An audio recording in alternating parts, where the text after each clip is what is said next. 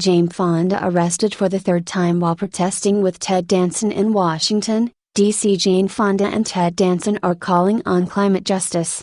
On Friday, the activist and The Good Place actor were arrested while protesting in support of climate change in Washington, D.C. as shown in videos on social media. Fonda, wearing the same red coat she's worn at the last 2 weeks' demonstrations, marched to Capitol Hill with Danson and a group of activists as part of her Fire Drill Fridays campaign.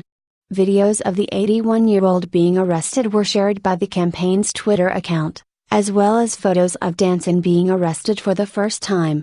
According to the campaign's Twitter account, the subject of today's protest was restoring and protecting the world's oceans. The Capitol Police confirmed to E! News, today, the United States Capitol Police arrested 32 individuals for unlawfully demonstrating in the intersection of East Capitol and First Streets. All were charged with D.C. Code Section 22-1307, crowding, obstructing or incommoding.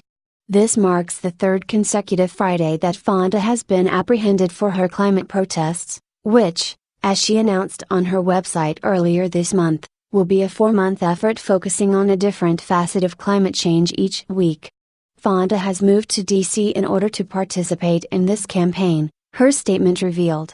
Inspired by Greta Thunberg and the youth climate strikes as well as Reverend Barber's Moral Mondays and Randall Robinson's often daily anti-apartheid protests, I've moved to Washington, D.C. to be closer to the epicenter of the fight for our climate, Fonda wrote.